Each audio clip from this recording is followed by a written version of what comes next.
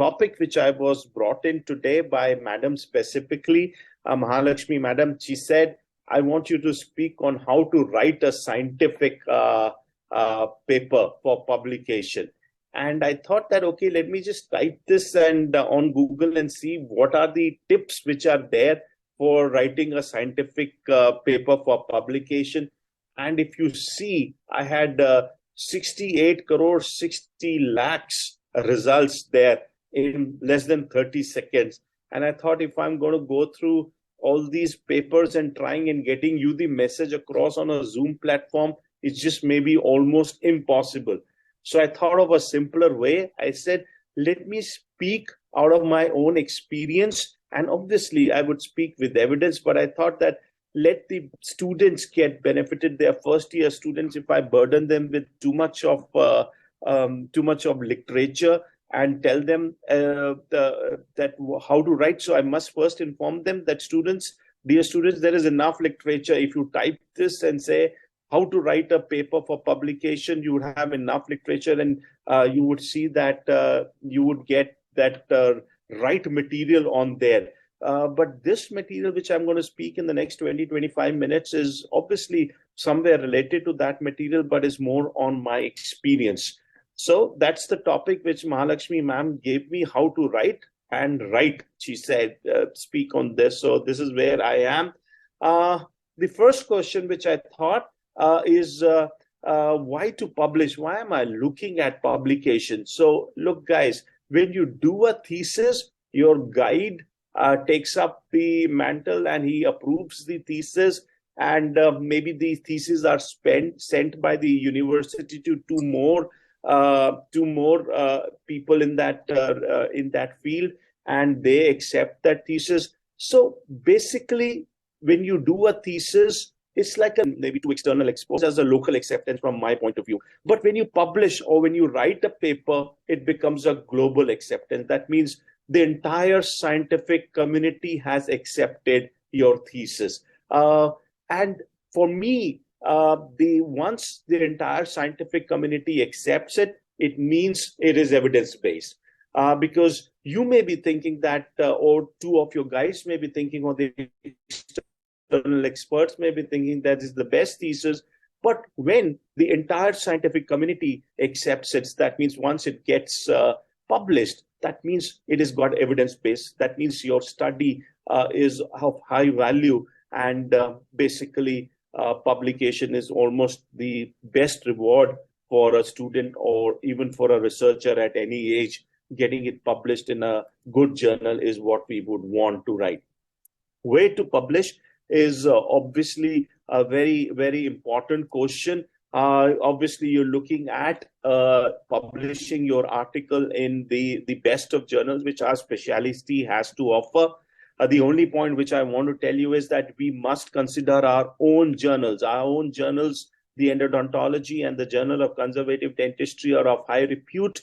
And I always say that if there are certain studies which you need not even send them to the international journal, specifically population-based studies, they will be of more value if you publish it in your Indian journals, because they're going to be country-specific. Your reader changes from an international to a national. So, and if you do contribute to your journal with good quality articles, sooner or later, your own journals become a journal of standing. And I would want you to consider endodontology and JCD on a regular basis. But obviously, this is the dream for anybody. You would want to be publishing all your articles in the two journals which we have in the specialty of endodontics. That is Journal of Endodontics and International Journal of Endodontics.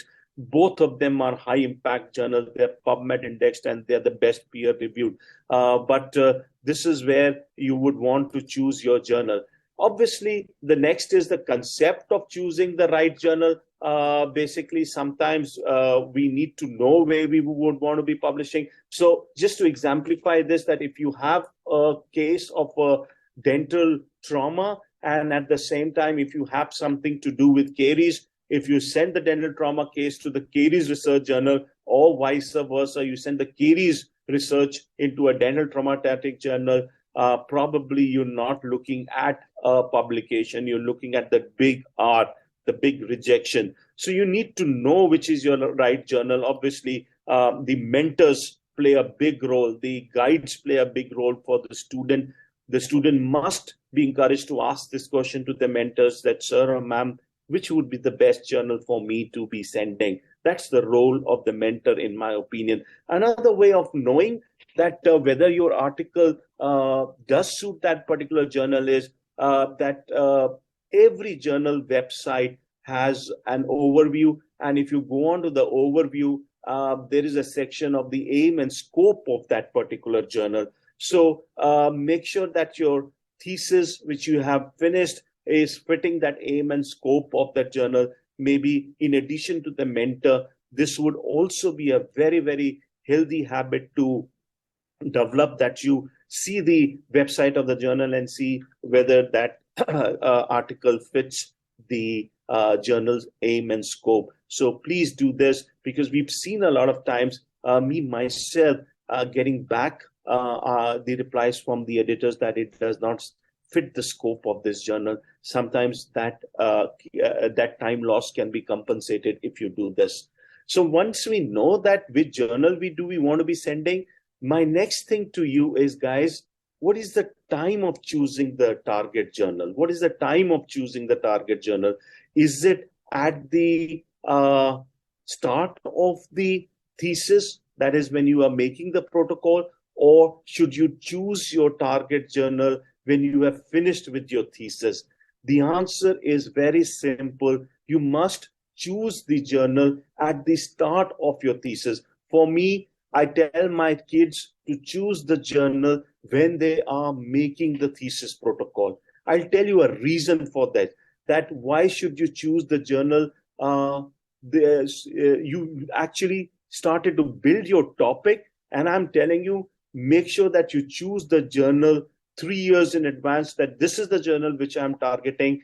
So please make sure that you have the journal in mind, because every thesis must get published. So you must keep that in mind. And my question thrown to you right now is, what is the right time of choosing the journal? I always tell is the time of actually making your thesis protocol. The reason for that is we have many types of studies, as Madam just said. And if you see that for example, your thesis is a randomized clinical trial, and at the time of making the protocol, you choose that I'm going to be publishing this thesis in International Endodontic Journal. What you need to do is, again, go to the website, make sure that you go onto the author's guidelines, go there and see what are the guidelines for making the randomized clinical trials. Now, go down to those randomized clinical trial, the checklist items. And what I'm trying to give you the message here is, if you do this homework before, you will never miss these points when you are developing your protocol. So you would never miss that you have to do a CTRI registration. You will never miss that you must have a sample size calculated by a statistician. You will never miss that you had to do a randomization. You will never miss whether there was blinding, yes or no. The simple message is that if you check this list and incorporate it at the time of making your protocol, you would not miss these things. And when the time will come to make your publication, you would not be sorry that, oops, I did not follow these steps. Now, where do I get this data? That's the importance of choosing this journal at the time of making your protocol. Simple sentence, leap, look before you leap, guys. Look before you leap. You should know that I'm going to be publishing in a JOE AJAY. Make sure that you make sure at the time itself that you should be knowing that these are the things which I need to be fulfilling before I go. How to get a publication is, I've already told you where to get a publication and how to choose the journal, when to choose a journal, how to get a publication. What I'm going to be telling you in the next 15, 16 minutes is 90% chances you will get a publication, not 100% chances. I'll tell you in the end why it is 90% chances. Now, if you're looking at a publication, basically it is a combination of the quality of the research per se and the writing skills. The topic which was given to me was about how to write right. Now, even if you know how to write right, you're not guaranteed a publication. So basically, if you're looking at a publication, it is a combination of the quality of the research and the writing skills. And for me, actually, the quality of the research per se is a bigger factor for a publication than a writing skills. I would give you a reason for it. Over the last 10, 12 years, that is a decade and a half, the International Journal of Endodontics and the Journal of Endodontics have realized that a lot of papers would be coming from non-speaking countries. So they do not give you that much value for your writing skills at present, because they say that you could either show it to an English-speaking colleague before you send it to them, or you could have a lot of softwares which could improve you. So it's the quality of research which actually makes a matter. I would give you an example. Most of the examples are out of my own publications or my department's publication. Now, when I critically analyzed this article, maybe it was falling a little short of the standard of the writing skills as far as this article was concerned.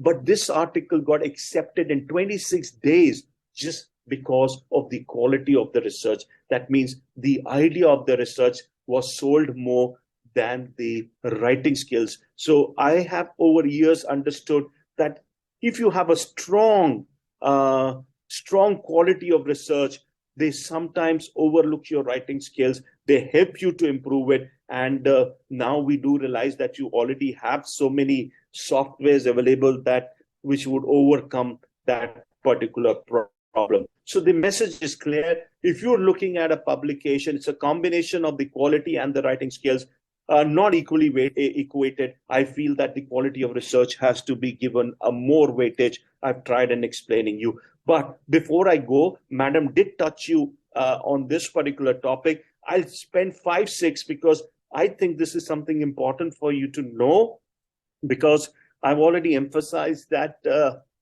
trying to develop a quality of research is very, very important. Always select a broad topic, guys, based on your genuine interest. Don't go on to what the guide is giving you. Make sure that you have the balls of telling that, look, this is not my area of interest, or this is my area of interest. I always appreciate that, because it's ultimately your thesis, your publication. If you do not have interest, we would lose interest faster than you. The other thing which I want to tell is that make sure that your topic is in addition to being broad and your interest, need of the hour. Just search the journals and see what are the hot topics which are getting published. If you take some aspect of that topic and do some good research, you get a higher chances of getting it published. Please, I hope that Zoom platforms sometimes become difficult to explain a point. I'm just trying to say, select a broad topic, let it be of your interest. Make sure that you search the journals and see what are the hot topics. Try and choose some aspect of the hot topic. It does get you more mileage when you're looking at publication. Let me exemplify you. If you do the articles on cryotherapy nowadays, we do have a lot of articles, one from meta-analysis from our own Manav Rachna, and one from Madam's letter to the editor. I'm sorry, I have quoted it. Or I have not. That was also one Madam's, Mahalakshmi's ma'am, in one of the, I think it's the Australian Endo Journal, which ma'am also has done some work on cryotherapy. I'm just trying to say that a lot of people are working in it. Just say, can I use it in the field of endodontics? If in field of endodontics, can I use it in pulpotomy? +2 and see, can I use cryotherapy? Do your literature review. Make sure that you use the mesh terms, and let the literature review be very, very not go very past, be the past, present, and very present. Very present. Make sure that you've done the websites of CTR and related website. Make sure that there is no similar work already being carried on there. And if it is not there, then it becomes a true research question. Otherwise, if you've not done a literature review, it just may be missed, and you may be ignorant about an already existing work already on it. So make sure that you do a very, very good literature review. And once you've done that and you are sure that there is no study in the literature, make sure that you talk to your mentors and colleagues. Guys, study not being there in the literature sometimes can be because it's not possible to do it, or you're just thinking tangentially wrong. So make sure that you discuss your idea with your mentors and colleagues. And once they vet it, you go ahead and make your protocol and finalize your research question and freeze the final research question. I just wanted to brief you that maybe again too short to tell you that how to build up on a research question, but tried my level best in just small slides.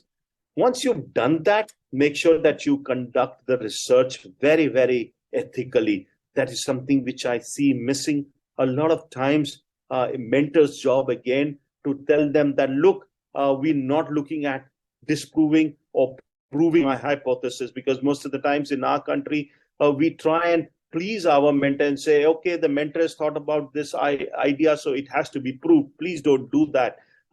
Please let the hypothesis get proved or disproved. Really does not matter. Let the kids be told that the entire study must be performed ethically.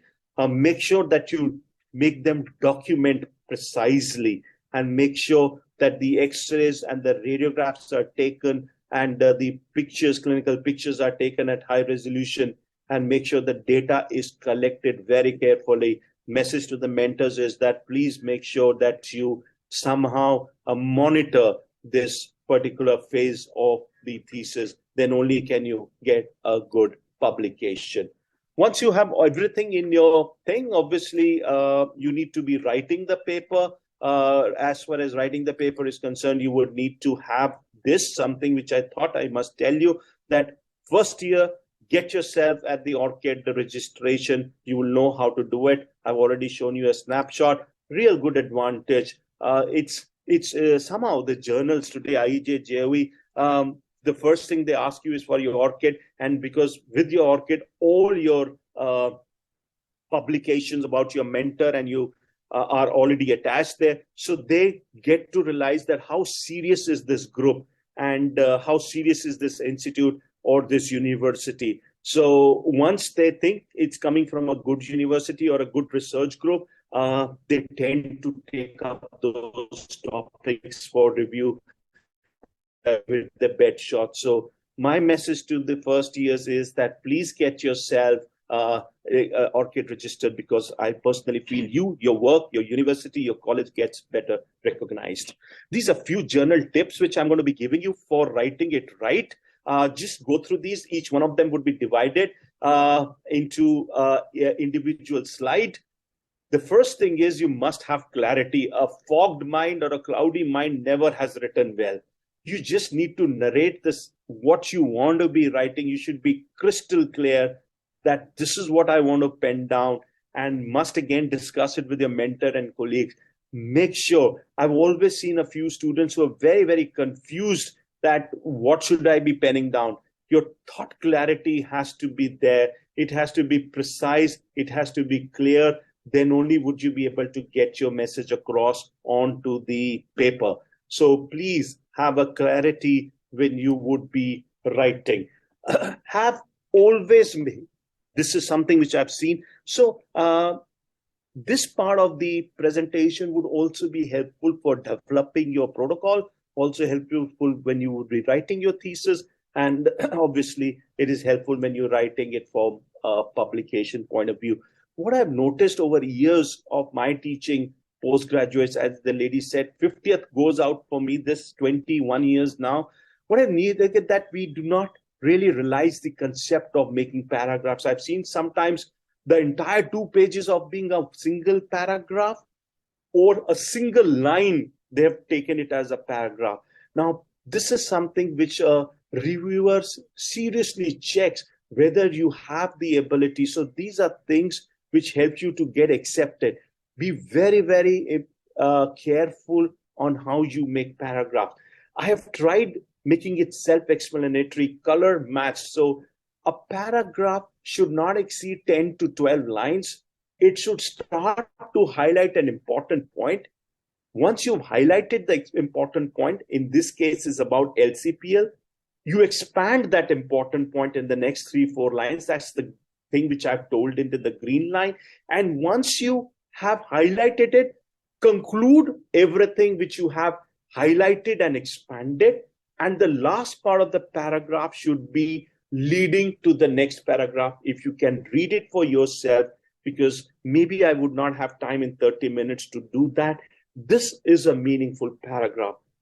12 to 13 lines, making 14 or 15 maximum. That's not a hard and fast rule. You must make sure that every time you start a paragraph, it should be highlighting an important point. Once you've highlighted it, it should expand. And once you've expanded, there should be a conclusion. And your last few lines of the paragraph must lead. This is what gives a flow to a thesis. This is what gives a flow to a publication, maybe a protocol. That makes it like a story. That's what attracts people to read your paper. Keep to the point. Keep to the point. Beating around a bush in a thesis and writing the whole Ramayana and not being able to tell who was Sita is something which is contradictory to good writing. Keep it to the point. Now, the first point which I've written is not to the point. You see, you start the statement with the author's name. So you're actually highlighting the author's name. Whereas what you wanted to highlight was sodium hypochlorite as a lubricant during. So you need to know that what to prioritize. By getting the name of the author, you're distracting the reader and from the point which you want to make. So please make sure you are to the point. Keep sentences short, okay? Just see this. I've again tried making it color for you. The yellow color is actually telling you the paragraph is starting and I'm introducing it to it. I'm saying that there is the periapical radiographs are the mainstay for diagnosis and determining the outcome. However, it has inherent limitation. Now, the green, the blue, and the purple are the limitations. I had two options. I could have merged all these limitations and made into a long sentence. But look, each limitation has been made as a separate sentence. That is where you get a publication where these are things which make a difference. Just see this, how I have written this particular paragraph. Always use active. This is something I think everywhere it is using word would, could, was, were are all passive and they tend to be boring. As I said, that tends to make the reader confused. That is not the right way of writing. Always write. Just see the sentence. Dexamethasone was found in this study to be a factor that was associated with reduced inflammation. Just go into an active voice and say results demonstrated that dexamethasone reduced. You save words, you get the same message in a better way. So make sure you have short sentences, you have point-wise sentences, you have sentences being written in an active tense rather than thing. This is something, again, which may not be written, but this is something which I tell everybody, my kids, avoid repetition. Just try and read this. Hence, intracanal drainage. To assist intracanal drainage, I had to put the same point. And in the first one, I used the same words, intracanal drainage.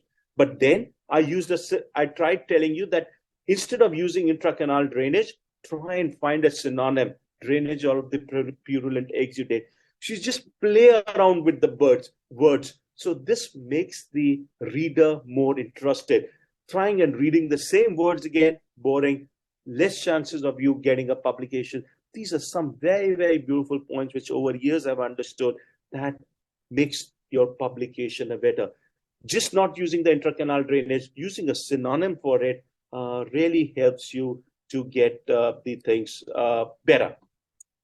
Self-edit your paper. Self-edit your paper. How do you do self-editing of your paper? Just keep reading that line again and again. Read it 11 times, 12 times. And once you have made sure, how do I ask my kids to do array? Take up a line. In that line, try and see if I reduce this particular word out of the line, does it make a difference to the meaning to the line? If it doesn't, that means it was an unnecessary word. you can just get that word out and shorten your sentence. Obviously, if you cannot remove that word, if it is important, then let it be there. But this is how I teach editing to my students. I would want them to do this. What do I ask them to do it? Keep reading your paper again and again. Take one sentence at a time. See if there is a word which you can reduce. Take the word out. If the meaning of the line does not change, just get it in your mind that that word was probably a superfluous word. You can do away with it. You edit, you reduce the number of words, because a lot of articles, publication journals have a word limit. Everything. So these are, again, parts of article. Most of the articles journals would have. For every article, it would have this. Maybe you need to understand this particular thing, that for a title, the biggest mistake everybody does is the title which they had for the thesis, they try and replicate it for your publication. Now, that's not something which is very, very good thing to do. Always edit your title so that you have a title which is actually smaller, which gets the whole message across. So the message here is, never have the thesis topic as the title for your publication. Somewhere get it, because a lot of times you really do not need to publish the entire thesis results. You just take a part of the results. So the title may be a very, very extensive work. If you're taking out a part, just modify your title. Even if you're not doing that, the message across to you guys is modify the title. It has to be brief. It has to be brief, informative, and containing the major keywords. Should reflect the objective. You can see this title. It has to be brief, usually 20 to 21 words. 18 is the most ideal. 20 to 21 words should be the title. Should have major keywords being there. Should be informative, obviously, and their objectives should be there. In this, I wanted to study the influence of the site of caries exposure on the outcome of pulpotomy. So my objective is getting, and my study design obviously has to be there in these things. This should not contain abbreviation. Now, I could have got it as CBCT. I could have saved the words and said it's a CBCT-based study, but no, you're not supposed to do that. Never have abbreviations in your title. A lot of articles do require a running title, so it has to be somewhere in 30 characters. Forget words, characters. It's always a very, very interesting challenge to get your title down to 30 characters, but that's how you do it. You could see this is the same article I'm quoting again and again. So you can see that how have I shortened the outcome and predictors for LCPL. The article title cannot have abbreviations, but the running title can have abbreviations, so no problem. As far as the abstracts is concerned, depends on the type of studies. Madam said that the different types of studies would have different abstract structure. Let me take an example for an original article. Most of the times, randomized clinical trial or original article that is an observational study would have a structured abstract that's same. It must have the methodology, must have a result, and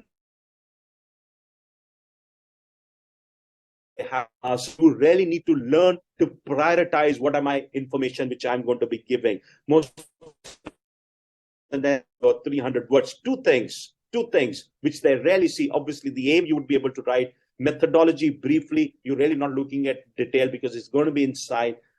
What they really look at, that the results of the objectives must be mentioned, and the statistical test and the p-value must come in the abstract, is something which they really look at nowadays when the abstract is being made. And the conclusion obviously should not be beating around the bush. It should be based on the result. So two things which I would want you to take care in your study abstract is that make sure that in addition to the aim and methodology, the results section should have the results of the main objectives. So you really don't need to be describing how many males and females were there. That's inside, but you need to have the results of the main objectives. The significance has to be clearly mentioned, is something which I always feel most of the students go wrong when they're making. Guys must remember, title and abstracts are your mirror. you need to spend a lot of time. The abstract must be written in the end. It is usually in past tense, and you must spend at least 3 days writing your abstract because it's the mirror. Most of the journals are nowadays not open access journals. The good ones, if anybody is looking at downloading your paper, take my word, they need to be paying for it. They would only pay based on the title and the abstract. The more efforts you make that, the more chances is that people would end up reading. This is something, again, important keywords. These are the ones which are below your abstract, and they help you to find, read, and cite your articles. They are supposed to be used, the ones which are supposed to summarize your work. Obviously, mesh terms are to be used, and they are supposed to be alphabetically arranged. So again, alphabetically arranged and mesh terms for keywords is what you need to do. Just let me give you an example out of this. Again, the same article, check out the keywords which I have used. They're all in an alphabetic order. Now, just see that if I do not use the keyword for searching my article, in the first 7 pages, it does not come. It comes on the 7th page. But at the same time, if I use a mesh term, which is as a keyword, see, it comes on the first page itself. So that's the importance of having the right keywords, that they are mesh terms, and make sure that they are alphabetically integrated. Introduction, again, should be concise and interesting, must have 2 parts. That's the background and the purpose of the study. Again, self-explanatory. I think this is getting recorded, so you would know that I have tried making it very simplified, color-coded. Why is your research important? What is known about the topic? What is not known about the topic? What is the hypothesis? What are your objectives? I've tried getting it exemplified by color coding. You would require these things to be in your introduction. Usually we have a 3,000 to 3,005 word limit. I usually tell my kids to limit their introduction to 750 or 700 or 750 maximum, but it should be meaningful. It must have these 5 components. Please go through it after I've done and when you would have the recording. And this is what you would want to read. Introduction section is very interesting and well written. This was from the publishers, reviewers sending us. So that gives you a adrenaline shot. And if you follow the rules, most of the times you would end up having a comment from the reviewers like this. Material methodology is the area where you would want to spend the maximum words. It's almost 1,250. So 750 in the introduction, 1,200 odd words in your introduction. Make sure that the methodology is given right into detail. Now, this is because if somebody wants to replicate your methodology, every detail should be given in that, and make sure that you do it under headings. You must have these headings when you are looking at doing it. I try taking example out of one article only, but every article you would see would have some things like this: sample size collection, inclusion and exclusion criteria. They must have separate headings, and then only would your material and methodology be there. Interesting. Results are something which you have to tabulate. You can give them as figures, and but the thing is that there are a couple of things which I must tell you, which you must remember. There are 3 parts. There is the textual content, the table, and the illustrations. The results should be, when you are writing the results, they should be, when you are writing it, so the text part should come in as your objectives were defined in the aim. So if your objective number 1 was, you must give the results of that first, then the objective number 2, the results of that, and then the objective number 3, the results of that. Don't mix that. That confuses the reader, that confuses the reviewer. So no much marks for it. As far as the table is concerned, you only supposed to be giving the numerical. If there are mathematical values, you must be giving them in the table. You must be giving in the table. Remember one thing: what you write should not be in the table. What you have shown in the table, you need not describe it in the text. So the textural content should be different. the table should be different. What I mean to say is, what you've already showed in the table, you need not, rather you must not describe it in words in the text. What you've already described in the text, the thing, because this self-explanatory message across here is tables should be self-explanatory, and the results have to be self-explanatory as when they get to the text. Now, not a hard and fast rule, but better avoid it. Now, sometimes tables, you need to have good picture qualities and the legends of them. So as far as pictures are concerned, you must make them as a collage. These would not go as separate figures because there is a limit for most of the journals to have the number of figures. So they will go as consolidated. You need to have them as a collage, and you need to number them, and then you need to make sure that the legends are written exactly in a very simplified manner. If you can see endodontic axis and the local coronal pulpotomy hemogenic control, all those things would be. The same thing needs to be done for the x-rays, just needs to go as a collage, not as individual. Sometimes not everything needs to be shown as table. See one of the articles which we had sent, and what did the reviewers say? I didn't like the tables and I found them to be difficult to visually interpret. I would suggest a different format to express the statistics versus numeric tables. So this is where you need to know that make it interesting. Sometimes when the data is very limited and if there's just two data, need not put it in a table. You can just have a figure, a bar graph or a pie chart, makes it more interesting for them. So please, these are some things which you learn out of your experience, then only would you come. This is something again which is something interesting. This is again where I have tried dissecting one of the articles.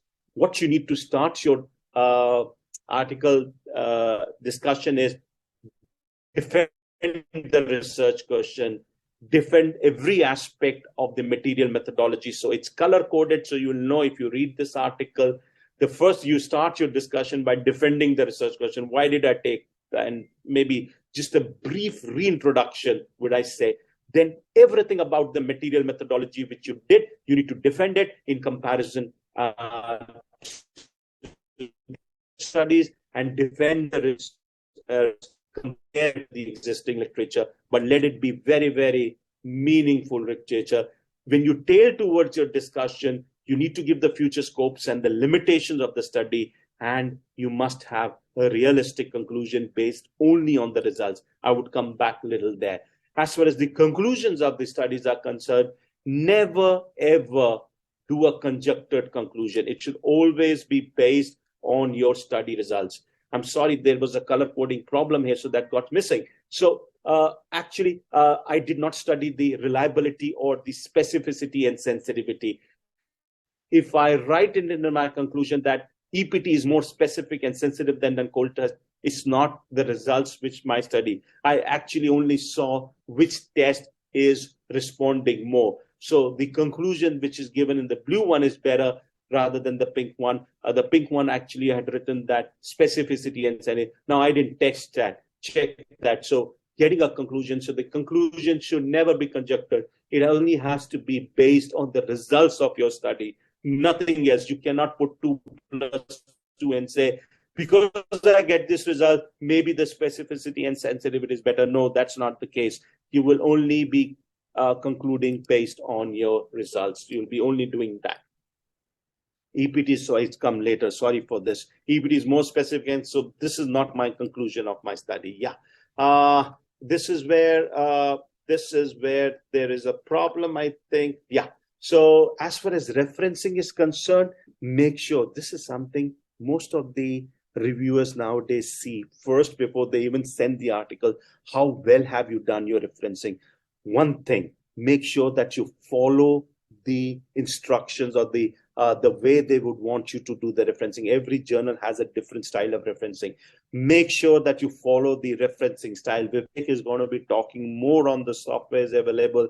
My only emphasis is make sure that you follow religiously the format which they've given you. I told you most of the reviewers actually see this nowadays. Couple of things. All references should be cited in the article. Sometimes we see that there are certain articles which have been put in the reference but somehow not being cited in the literature. Big mistake, big put off for the reviewer. Vice versa is also true, that you cited it in your paper but not present in the reference. Big put off for the reviewer. Rejection rate goes high. Make sure that you always have all the articles cited in the article and vice versa.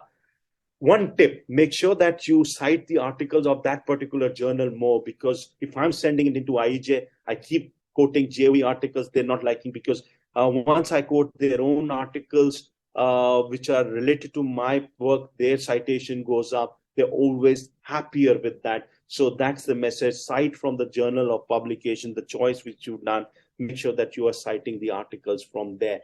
Make sure that the cross-reference is done from the original article, not from the article which you have taken. So what I want to say is that if I have to write anything from this Kalskin article, I'll not take it from the article which this guy has been quoted in. I'll go to the original article, because sometimes I've seen that the articles which is quoting this article may have misinterpreted their results or something. Always go to the main article and write it in your own words. Then only can you save yourself from plagiarism. That's one tip. And make sure that the reference span over a period of time. If you concentrate everything in the 20s, then the reviewers think that you've not done your literature review properly. Make sure that they're spanned over a decade, and then only are they happy that you've done your work. Obviously, this is something which you need to be doing. Nothing more bad than which gets bad repute to the country, to the institute, to the mentor, to the student is plagiarism. I told you, always, nothing in parasite. You cannot say that I've taken this from this article and I'm referring it to the, you have to take it from the main article, write it in your own words, then only would you get your thesis plagiarism below 20, and for an article below 10, anything above that is not acceptable. But sometimes when you do everything right, sometimes they go wrong. And that's where I said, what I've told you will only get you 90%. There's something called as a publication luck, which is their 10%. Either you have it or you don't have it. Now, it's up to you. You'll only realize it after a couple of years, whether you have it or not. But I'm a living example. My 10% was missing. But I always say this, that be persistent, and you will succeed. And the results are worth waiting. Believe me, even if you don't have a publication, and if you're persistent, you keep sending good quality articles, someday they will be accepted, and you would be very happy that the results were waiting. I'm very happy that I could contribute. I think I've taken short by 10 minutes, but I thought 30 minutes was a little less for me, but I apologize for having exceeded 10 minutes.